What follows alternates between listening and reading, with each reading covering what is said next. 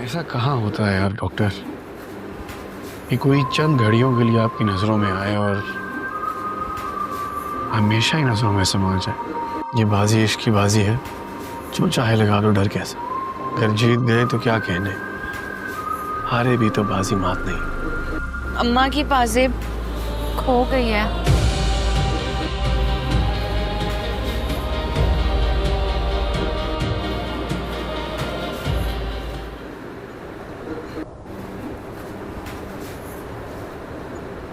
बादशाह ये देख,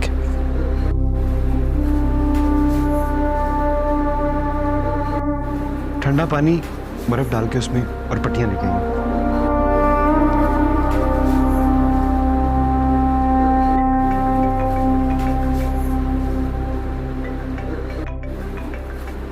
अस्सलाम वालेकुम दाजी।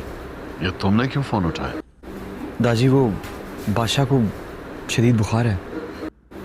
अच्छा, तो इतना बुखार है कि फोन भी अपना खुद नहीं उठा सकता।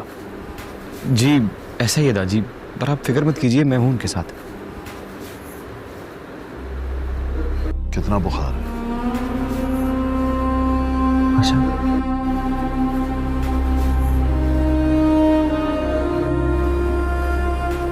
दादी एक सेकंड। 103। कहाँ हो तुम लोग? जी कराची वाले घर पर। अच्छा ठीक है, मैं आ रहा हूं। जी ये लड़का क्या हुआ? बादशाह की तबीयत सख्त खराब है, 103 बुखार हुआ है। मैं तो जानती थी इस मनहूस के साथ मेरा बेटा कभी अमान में हो ही नहीं सकता।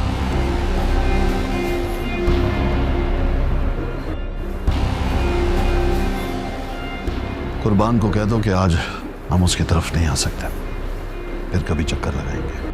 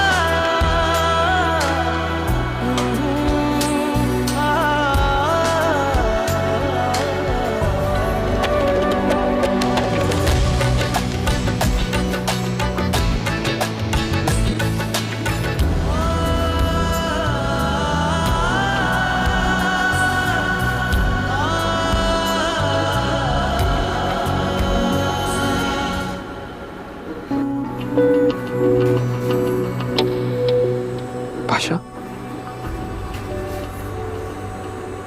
क्या? ठीक है आप?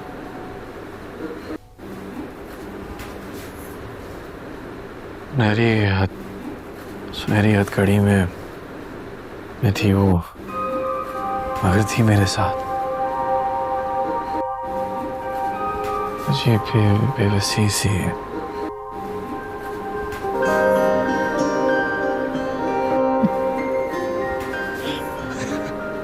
सॉरी बादशाह, वो जो सुनहरी हथकड़ियाँ और उनके खूबसूरत हाथ थे, वो दरअसल आपका बुखार टूटा है ना अभी, और मैंने आपको कभी इस तरह की बातें करते हुए देखा नहीं, इसलिए ना माजरत चाहता हूँ। मुझे हंसी आ रही है बादशाह, ये ख्वाब है।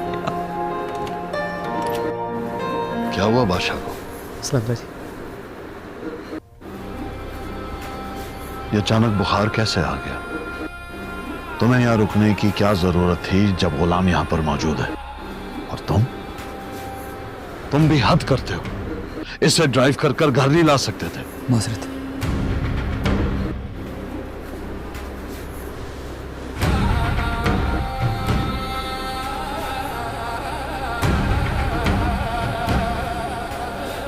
मैं आपसे मिलने के लिए आगे हाथ बढ़ा के रखा हुआ आपको नजर नहीं आया?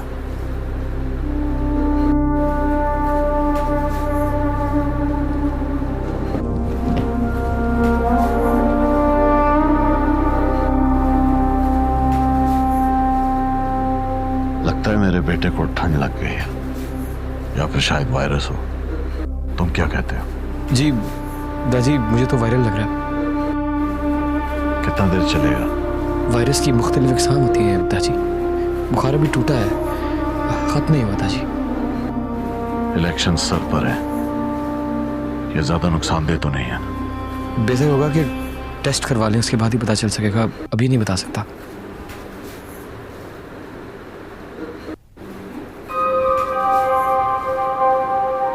ये क्या तुम मन ही मन में मुस्कुरा रहे हो? चलो उठो, घर चलो। मैं अभी इस शहर से नहीं जाना चाहता। अच्छा, क्यों?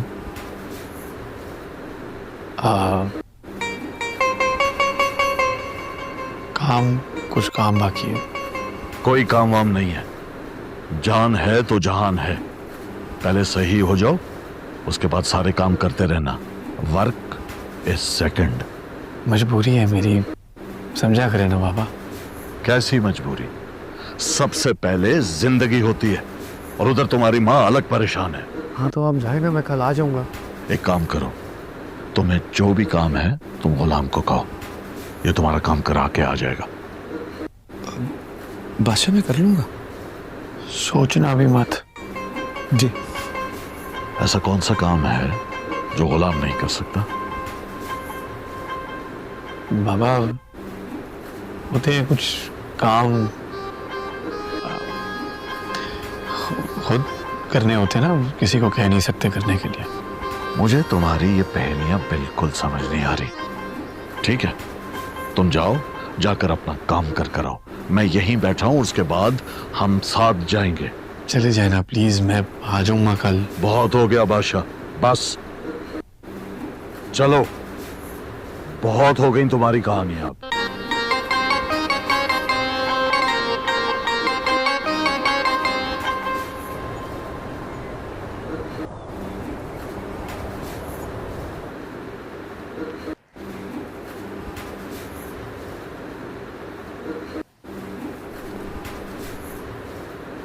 क्या हुआ?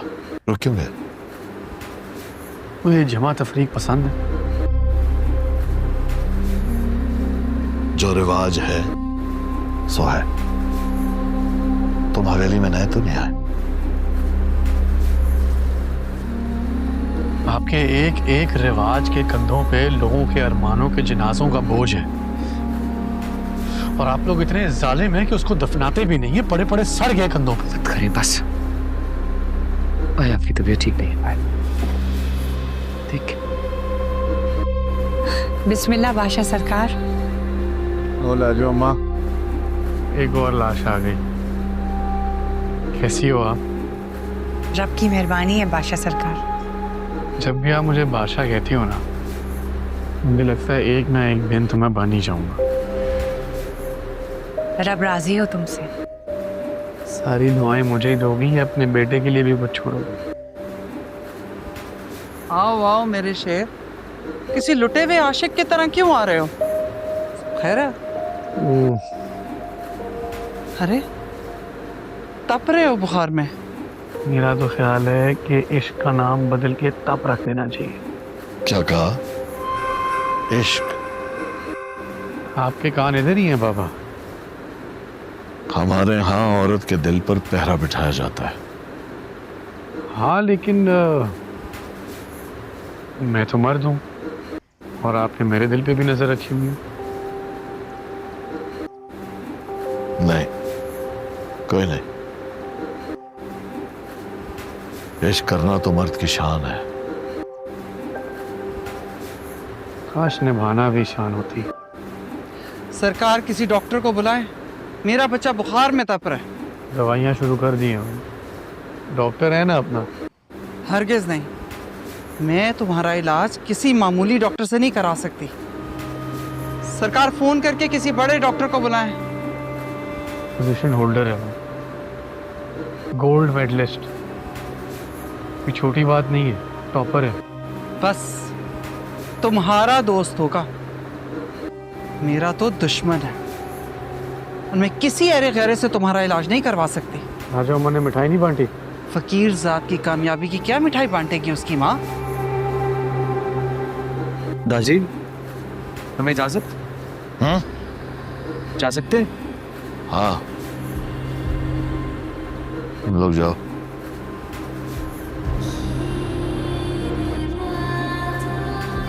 सुन, दिल खराब नहीं करते, जिनकी रोटी खाते हैं ना उनकी बातें सुन लेते हैं। बस तो दुआ करके रब हमसे राजी हो जाए। इंशाल्लाह। मैंने बुरा नहीं माना, क्या हो गया अम्मा? चल।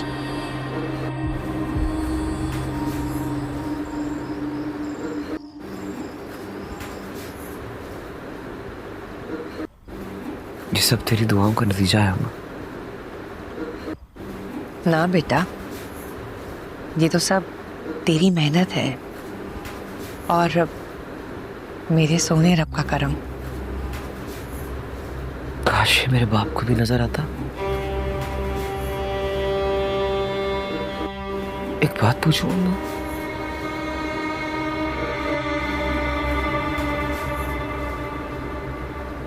क्या हम दोनों इतने बुरे लोग हैं? ना बेटा, हम तो अल्लाह की बनाई हुई मखलूक हैं और अल्लाह की बनाई हुई कोई भी चीज बुरी नहीं होती। ठीक कह रही हो अम्मा। अल्लाह की बनाई कोई चीज बुरी नहीं होती, सब अच्छा होता है। पर दिल को तो कुछ चीजें बुरी लगती है ना अम्मा। तो फिर तो बेटा दिल बुरा हुआ ना। मेरे सोने रब की बनाई हुई हर चीज सोनी है। कैसे अम्मा? इतनी जहर भरी जिंदगी में इतनी मिठास लाती कहां से हो?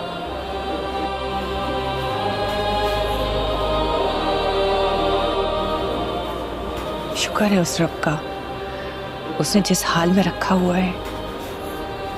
सर पे छत है, तन पे कपड़े हैं, 3 वक्त की रोटी है और मेरा बेटा डॉक्टर है। और शौहर लापता।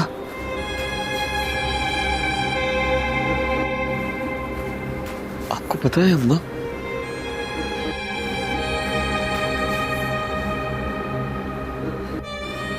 बड़ी मासूम है आप। हाँ बेटा, बस दुनिया जो नहीं देखी, क्वार्टर और हवेली, बस। इस क्वार्टर की दीवार के उस पार भी एक दुनिया है अम्मा।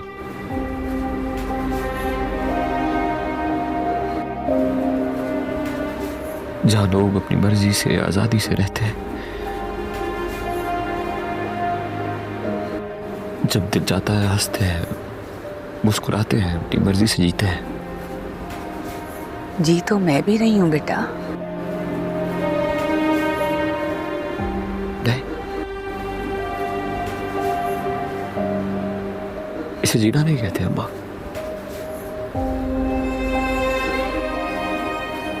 ये जिंदगी नहीं, ये कैद है, गुलामी है, सरासर गुलामी। काश अम्मा, काश तो खुद को खामोशी की कसम ना देती। काश वो कसम टूट जाती। इतनी वफा, इतनी मोहब्बत, इतना सब्र, बेवफाई के बदले में वफा।